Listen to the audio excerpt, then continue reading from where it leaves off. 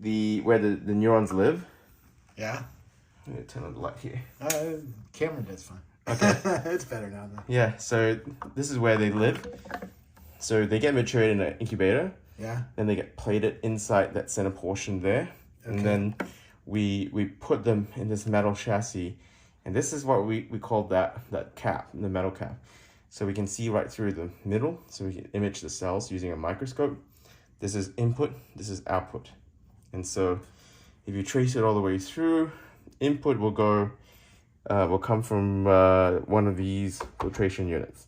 So the way it's designed. So for people who don't know, because we just spent a couple hours talking about the chip that goes in here. Yes. That has something like 800,000 neurons on it, right? Correct. Biological cells. Biological cells. That are doing AI, not AI, but human intelligence. But it's on a chip. It's correct. Like, you're putting us into the Matrix. This is the Matrix. This is the Matrix-ish. This is like the pod that the brain is in the Matrix. Some people are going to get some very existential about this, right? Like, are we nothing more than a brain in a vat in a giant simulation? Maybe none of this is real, right? Well, I don't know. It seems real, you know? You're touching the atoms. I'm sure they think that the Pong game is quite real. Yeah. Because that's the only information they get. So these are triple diastolic pumps. So the way they work is they're like kidney dialyzers, right? So you can pump it through by having a system just loop through. Yeah. So there's no. So these cells are they're the same cells that are in our brain, right? Yep. So they generate waste. Correct. They consume nutrients. Yep.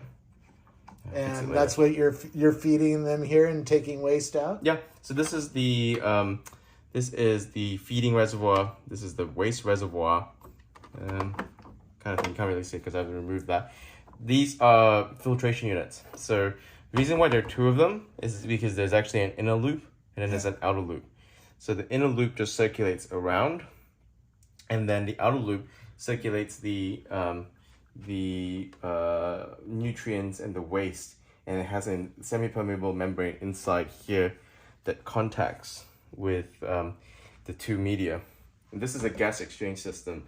So this takes gas from the outside. Turn it around like this.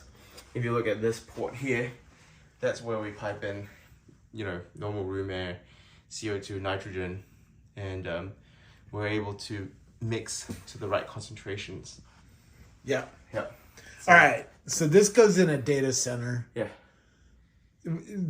Let's say you had an NVIDIA card right next to it. Yeah. What does this do better than the NVIDIA card? What let's say you have a $40,000 NVIDIA card in a data center. Yeah. What do the two do well? So this is biological. This is digital, right? Yeah. So in this case, they're more energy efficient than the NVIDIA. So 800,000 to 1 million neurons, roughly about 10 to the minus 4, minus 5 watts of energy. The GPU probably 500 watts of energy, especially with the larger Tesla ones. The other thing as well is the sample efficiency. So these things don't compute the same way as your GPU, so there's no training and inference. It's one loop, and because it's one loop, the amount of data you require in order to train these things is far less.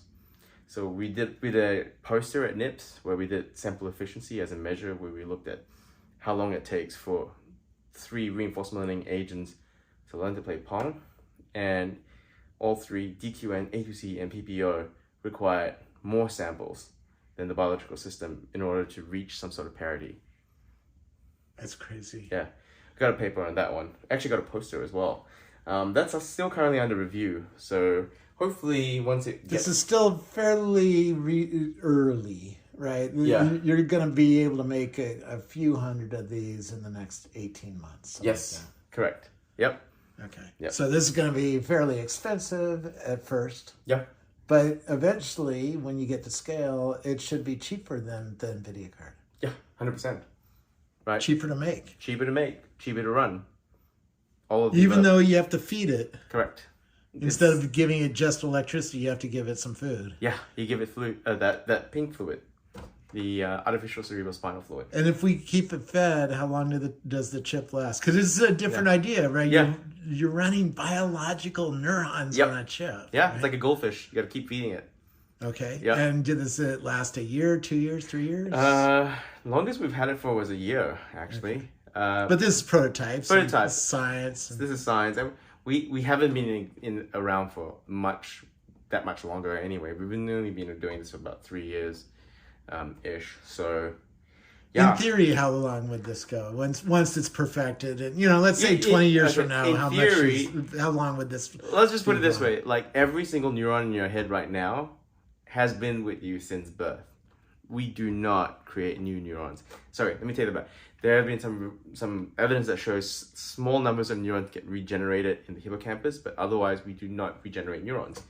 And so, if a lifespan of a neuron is essentially the lifespan of a human, these things could live for several 10, 20, 30 years if you keep it in the right conditions. Just keep feeding it. Keep feeding it, but you have to maintain things like pH. So it can't be too acid, can't be too basic.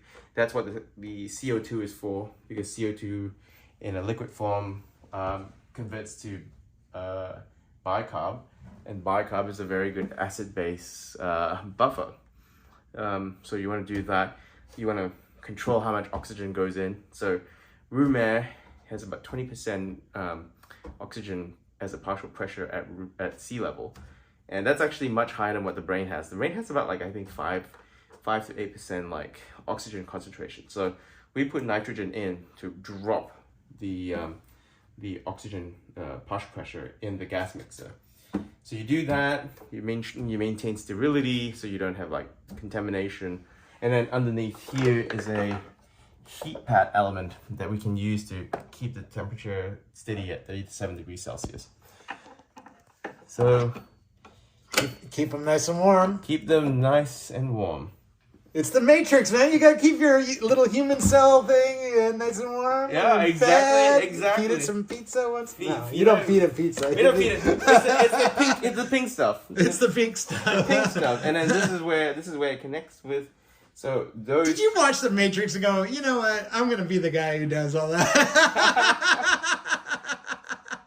Well, I'm a sci-fi nerd. Almost every sci-fi nerd has watched The Matrix, right? Yeah. So I think we're all inspired by it. Yeah. Whether we want to create it, whether we want this dystopian world or whatever, I think it's just important, to explore this kind of technology. Yeah. Because if you say take my blood, and let's say I had some sort of genetic condition, that blood has the same genetic condition that I have, that you will see the condition on the chip as well, especially if it's a neurological. So if you make the stem cells that go into this chip from your blood, yes, they'll have similar properties that you have. Correct. If you're allergic to a certain thing, if you put that thing in here, it'll freak out, right? Yeah. That's crazy. So we've seen. So this is the opposite of a Neuralink. Yeah, it's the inverted Neuralink. So Neuralink is trying to put a chip in a brain. We are growing the brain around the chip. It's the whole singularity thing, and I think we're coming. You showed me a video of it, of the chip actually growing. It looks like it's ivy on a wall growing on a little silicon structure, right? Yeah. Like hundreds of thousands of little neurons all joining together. Yes. You told me it learned. So let's say we start this up right now and put a chip in there. Yep. And we keep it running for a few months. Yep. Is it smarter after a few months? No. Because you need to give it a structured information landscape, i.e. you need to put them in simulation. If you don't put them into a simulation, and this is an interesting YouTube you can go check out. If you type in YouTube metronome table or resonance, what's really interesting is that there's this experiment where you can have a table full of metronomes and you turn them at different rates. But what's interesting is that after a few oscillations, they all start to tick at the same rate. They all converge into some sort of resonant frequency. Okay. The neurons do the same thing as well. If you don't interrupt them with a structured information landscape, they all turn into oscillators. A structured information landscape. Yep. What does that mean to a human being? Okay. Give me an idea of what that means. So that's where you're giving stimulations, electrical signals to the neurons that are based on some sort of rules, right? So for instance, the game of Pong is a structured information landscape because it has a paddle, it has a ball, 2 states, and the states have an update rule. In the game of Pong, you have a ball that's moving at a vector, set trajectory that, the rule is if it hits either 3 sides of the wall, it will, move 90 degrees and continue. If it hits the back wall, it's game over, but you can also control the paddle to intercept it. So all these rules make up this structured information landscape. If you put these neurons in a structured information landscape, they don't become oscillators. They start getting better.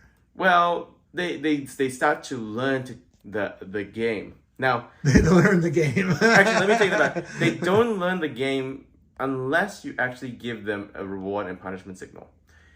So we did a whole bunch of controls with our study. You're abusing these little cells in this chip. You're giving them a little shock or something, or a little punishment. I mean, it's not a shock or a punishment. It's just the kind of information we're giving them, right? So this is like really complicated like stuff, but it's based on the free energy principle, where the idea is that systems try to come up with very good hypotheses about the world to match the observation. So they generate what they think the world is, they observe the world, and that feeds on itself kind of thing.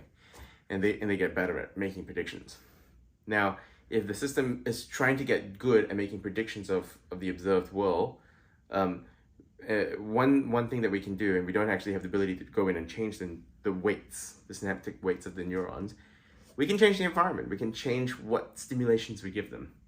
And so if we say, make the world more predictable by giving them what's called a low information entropy signal, like a sine wave, the neurons respond well to that when they hit the paddle. Now, if they miss the ball and they hit the back wall, we give them a high entropy signal. So that's like random white noise. So yeah, turns out. So the punishment is random white noise for those cells. Yeah, that they cannot predict. It makes the world more unpredictable. Versus making, the right choice of hitting the ball to make it more predictable. What a mind-blowing thing. I mean, you're just blowing my mind. Yeah. This is the computer of the future. Potentially. Or a type of computer of the future. Right, because digital still doesn't go away, right? Digital is good at what it does, but you shouldn't get rid of it. But you told me digital is really good at math. It is. This is not good at math. This is not good at math. Particularly if you put Robert Scoble cells in there. They're certainly not good at math. Yeah, exactly. I'm pretty sure if you put anyone's cells in, they're not going to be good at hashing Bitcoin, right? Or, doing the square root of 2,952, right? So that's not the strength of this. On the other hand, the digital system is really good at doing those things, but are not particularly very good at doing stochastic, noisy computation, highly probabilistic worlds. You can do it with our AI systems like driving a car. Like driving a car, but you're doing it with a ton of energy and a ton of data, right? So the flip side can be said for humans as well. If you had a classroom full of kids and you subdivided your computational problem, right? So you had a lot of compute, and you had a lot of time, you could solve any computational problem. So, it's how much trade-off do you want to give for energy and time? This is going to learn, like if this was running the brain of my robot, it would learn recipes instantly. Well, I don't know if it's instantly, but it would probably learn it faster, I think. Or at least some of our research shows that it's faster than zero shot. But everybody's talking about zero shot learning now. Right? Zero shot learning is still based on some sort of pre-existing model, though. That's the thing. What I'm saying here about model-free systems or true reinforcement learning algorithms like DQN, right? That learns from experience. Very simple set of weights that you come up with some sort of like a reward, or what we call a learning policy, and it uses that to refine itself. I think those are really powerful, that we need to do more research on. If we had a Neuralink, if you had 32,000 wires on your brain right now, yeah, would it be helpful to have one of these as well? I think so. Like, could your brain talk to the chip? and particularly if it was made on your own biological cells, are you going to have a thing like this that you? I mean, I guess that you communicate with in your brain with the wires going to Neuralink. I mean, that's the holy grail. Maybe no need wires. Why don't we just do it by 5G, right? I'm just saying. All kidding aside, the hardest bit is the digital to analog and analog to digital, right? This is an analog computer. This is an analog computer. It's biological. It's biological, but we live in an analog world. None of this thing is digital, right? Like everything is continuous. We're sampling at 22,000 hertz. The world just rolls as it is. Yes. Right? So that's why it's a purely analog world. The hardest thing is when people say, why don't you just glue a neural net to it? And you're like, yeah, sure. But what the hell does a tensor or a matrix or a vector mean to a neuron? It doesn't know numbers. It doesn't just do numbers. It talks in what we call action potential spikes, kind of like Morse code kind of thing. So like how you fire a neuron at a particular time is a way we transmit and compute information. So time is a really critical element in all of these systems. And that's because we live in a world where time is a continuously moving thing. Doesn't stop. It doesn't stop.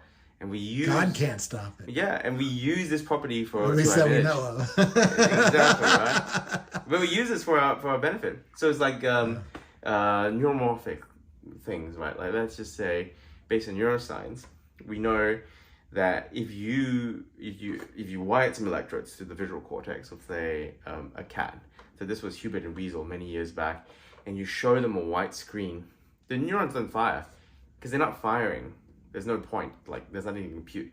If you have a black line and you start sliding it across, it starts firing, but only in this receptor fields that see that particular line going back and forth, right? And that's actually a property of the time domain because it's actually able to see it move and compute like, n minus one, t minus one, t and t plus one, and so forth.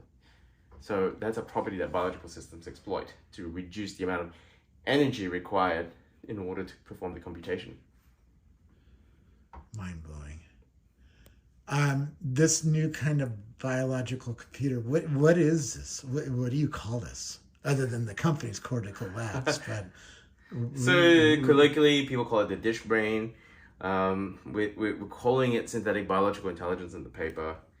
Some people at Johns Hopkins are calling it, the Johns Hopkins Consortium, calling it organoid intelligence. We're part of that as well.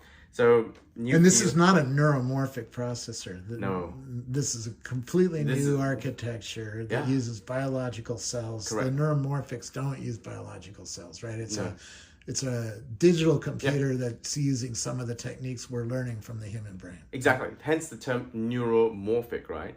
So morphic, morphology in like Greek is like shape. So neuromorphic means like neuron-like shape computation. We're not doing neuron-like shape. We are just putting the neuron on it. So we're like closer to the actual thing than neuromorphic is.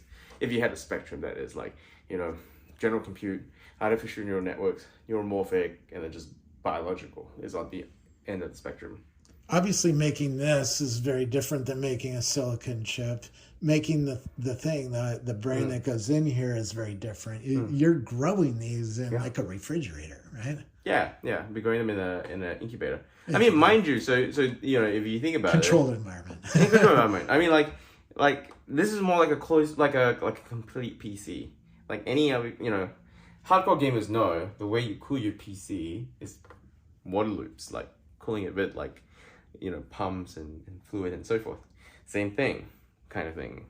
We're not trying to remove heat, but we're trying to like feed, nourish the system, and remove waste at the same time. It's a new world. Yeah. Robert Scoble's going to live in a chip. Or at least maybe a dish brain. A dish brain version of mine. Exactly. Maybe we all can have dish brain versions of ourselves. You were talking about some of the things that you're thinking this kind of computing is going to lead to. You can put your cells in here and understand yourself better, right? Maybe find some diseases because of that. maybe get debugged, because if the computer figures out how to debug your cells. Well, I mean, let's put it this way. You don't really want to debug on yourself if you had a problem, right? No, you don't want to mess around. Yeah, debugging, as we all know, is painful and like a slow process. So why debug on yourself when you can debug on something that is like yourself in a more controlled, smaller fashion kind of thing, right? Yeah. So this is where we think this is going to be really useful for patients with very rare conditions, patients with, particular, what we call pharmacogenomics. So I'll give you an example of what pharmacogenomics is. I think that's like 10-15% of the population cannot metabolize codeine. So my wife is like this. Yeah, she has very unusual drug interactions. Exactly. Her epidurals didn't work. Yeah, exactly. So a lot of these things are genomically encoded. So that we know the population has a mutation that means that they can't metabolize codeine. Because of this, drugs are always a bit of a hit and miss, right? We know, like, let's say we do a trial, there's like, maybe 80% of people have this side effect, 90, you always see the warnings, 80% have this side effect, 70% will have this, 50% will have that. And that's because, they're just observing it in a large population. It's not tailored to you as a person. If, however, you're able to take your own cells and grow these things and test them, the effects that you get are explicitly tailored to you because the genes are the same. So, yeah, a bit of a round way of saying yes. We can test on yourself. What would Gordon Moore think of this? I don't know. He'd probably be like, "Can I buy you?" Maybe, because you're gonna put a few Intel processors out of business with this, right? Oh, not all of them. You can see you got to feed it. Yeah, right. It's different. It's not. There's no Intel on this, but there's an ARM chip. Yeah. Yeah. There's an ARM chip and there's an FPGA module in there, and that's how we do really fast digital to analog to digital like conversion. What a trip. That's sitting right at the base here. Can't really see it, but that's where we have the Ethernet, USB-C connectors. Yeah. Yeah. And that's what in the final version will be powering the life support system. Yeah. That will give us all the physiological information about the status of the system.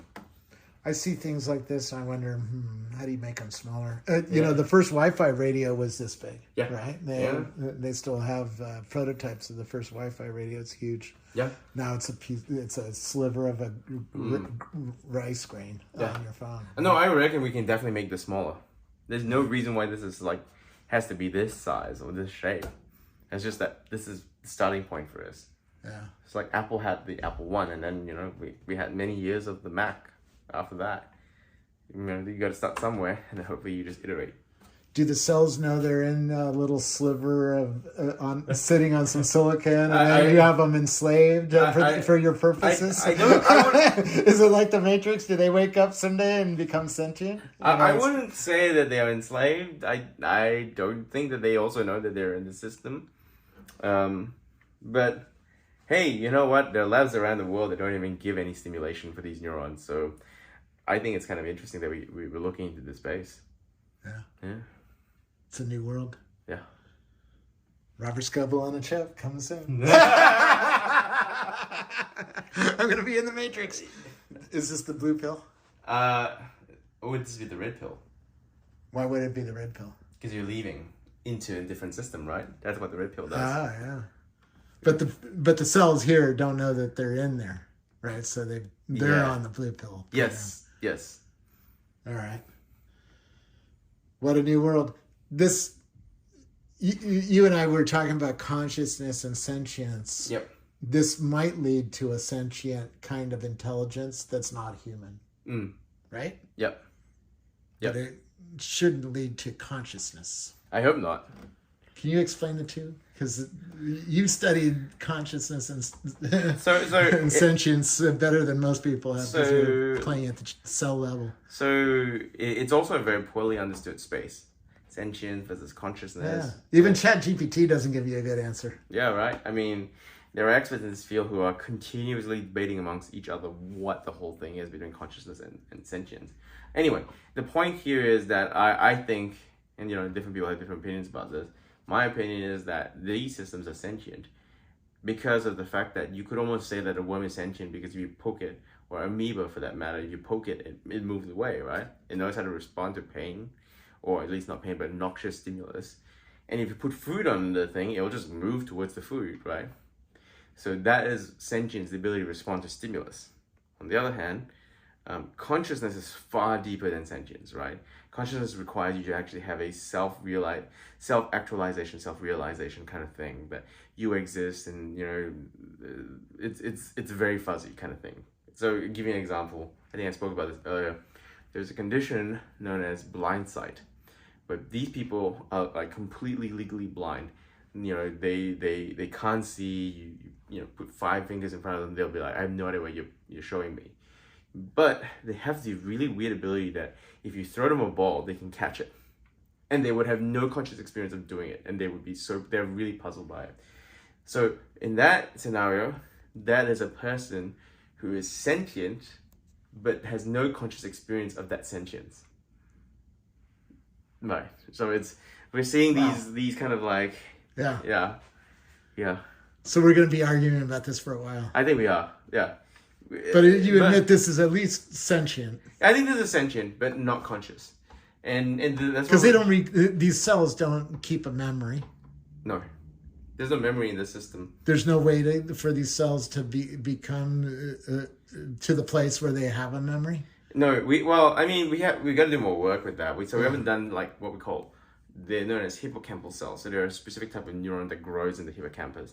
And the hippocampus is known for memory storage and retrieval. So none of these systems that we've built have a memory in it. Interesting. Yeah. But they do things that will maybe run a robot someday, right? One day, so hopefully. I mean, it's still early days, so we got to do more work into this space. Analog computing. Who knew there was a future in analog? Right? It's coming full circle. It is. Yeah. This is mind-blowing. Thank you for blowing my mind several times tonight. It's very rare that, that somebody brings something so new, a core technology that we all have in our phones and stuff like that, right? Yeah. This is a completely new way of doing that. Yeah, completely. And it's also hard because you have to retrain yourself into how you think you do things, right? Like, no inference, no training in inference. It's just one loop. Like, people get really confused by that. So it learns really fast. Well, it learns, relatively faster than reinforcement learning. But, more to the point, it's more natural. Like, when you're riding a bike, you're learning by continuously pedaling, readjusting yourself. You're not, falling off and then trying again for 1,000 times and then like back propagating the weights through. It's an exponential learning process. Very different. Yeah. So you're going to need a lot of people to build software for this? Yeah. Because this is a new, different kind of software. You can't run compilers on here. Nope. So it's going to require a new way of thinking, people with different backgrounds, just experimenting with it. We just... my particular my background is in medicine, so I'm a medical doctor, so I know a lot about the whole drug development, drug testing, and like the clinical experience. I don't know much about like cryptography. I don't know much about cybersecurity or robotics, except for I like robotics. So people in that space hopefully can start experimenting with this stuff and like. Well, if we had a robot, we'd want to teach it to fold laundry, right? Yeah. So this would learn how to fold laundry faster than like what Tesla has. In theory, yeah. In theory. Sure. Everything is conjecture until we can prove and show, that it all works. Until you can get it done and on the market, right? Yeah. Or this is not something that you're going to put in a phone tomorrow, right? No, it's not. way too big. It's still highly experimental, right? Like there are so many things we still don't know. Why the cells move around in the petri dish, right? Wait. Hold on. Because this little petri dish is like this big, right? And there's 900 neurons in that space. And they move around that little space? Yeah, 800,000 to 1 million in this space, like the pinky nail. And they will just migrate based on the stimulus you give them. We don't know why that happens. We don't know what the pattern is. It's like a plant that moves. Yeah, exactly. Like a plant that, you put the sun there, in like a window, it'll just move towards the window. Is our brains doing that right now? Yeah. Our cells are moving around? Like, I think I'll go over by the eyes today, I don't think so, but they do break off and form new connections. So that's it. That's learning. That's learning. That's the whole process, synaptic pruning. Forming connections, pruning connections, that's like the whole process. That's crazy. Even though I've spent an hour or two with you, there's no fucking way I could build this. That's great. I can't steal this. Yeah, then you have to come back to us and we'll make more. If I'm going to steal it, I got to make it better. But I don't know how to make this better.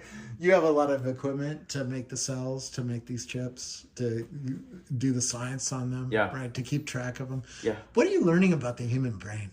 Because you're learning how to teach these things with dopamine and with You're doing all sorts of experiments on stimulus and training. So what's really interesting that just came out? It's a paper that came out in Nature Communications 3-4 weeks ago. I can't remember, like maybe about 5-6 weeks. There is a property of neurons, a property of the brain called neurocriticality. Now, it's a very complex topic, but in a chaotic system, there are these dynamics called criticality points. And I'll give you an example. So, water has 2 criticality points, 100 degrees Celsius and 0 degrees Celsius.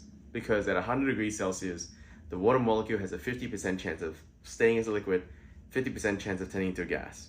And at 0, it's the same as staying as a fluid or turning into a solid. Turns out that the neurons in our system, when we analyze them, had that same property. So we can tell just by looking at the activity whether they were playing a game or not. Because when they were playing a game, they were in the critical threshold. And when they were outside of the critical threshold, either sub or supra, they were not playing the game. Now, what's really interesting is that we've also observed this because, it's really important that a system is in a critical state for it to operate maximally, because if it's super critical, right, you can imagine you have one cell and that cell activates, 2 cells and 2 cells activate 4 cells and so forth. You have this binary growth. You're going to end up with the entire system lighting up and you end up with seizure-like activity. On the other hand, if you're subcritical and you say, from one signal, you can't propagate it beyond that 1 or 2 or 3 nodes, then that's a very depressive state that you can't propagate the signal through. So you need to be in this state where you just have one that propagates another one and so forth. So you're not activating the whole system, but you have enough to actually get the signal all the way through. Turns out, if you put them in the game, they have that property of being in that critical zone. I don't know. I thought that was an interesting insight. Human cells like to play games? I guess. Or they just like to be stimulated. That too. Yeah, that too. I mean, we all crave stimulation, right? We don't want to be bored. No. Yeah. It's a new world. Thank you so much. Yeah, welcome. Cortical Labs is the company. And we're real. You're real. We're real. We're not a... You got a real chip? We got a real chip, real lab, real neurons. Yeah. When is this going to show up in people's homes? I don't know. Yeah. I don't know. Years. Well, we're going to solve how we're going to get the cells into your home first. Yeah. So these are going to labs before it gets into anyone's home. Yeah. Primarily also because they're probably going to be regulatory requirements. Some of the cells are genetically modified. For experiments. They have to be contained and so forth. So yeah, we're still a fair way away. Could you create a new kind of weapon with this? I mean, new biological weapon. I hope not. Yeah. I mean, then again, Go Black Mirror on us. No, but I can't really do it. If we do have these things and people want to do stuff with it, I can't stop them from. Yeah. Once they've bought a machine and they're able to do experiments with it. I hope not. But you never know. Yeah. Simulations though. Yeah. will be quite interesting in such a computer. Yep. Right? Yep. Well, thank you so much for yeah, absolutely. showing me the future in a San Francisco hotel room. I call this the return of the floppy drive. Yeah. And actually you're bringing it back. Steve Jobs killed it. You're bringing it back. I'm bringing it back. So the other thing I didn't show you is these two little nubs here. Yeah. That's where this is, I think, which one's red? So this is waste out, nutrients in. So that's how we feed. That's how we feed and how we remove the poop. There we go. Yeah. What a world. Well, I want one. I don't even know what I would do with it, but I want one. You want one? I want to be on one. I want to put some cells on one. Crazy. See what I learn. We're getting Robert Scoble going. Scoble Jr. Yeah, this is version 3.0 of my AI, right? It'll get a little more sentient when this turns on. Well, thanks. You're welcome.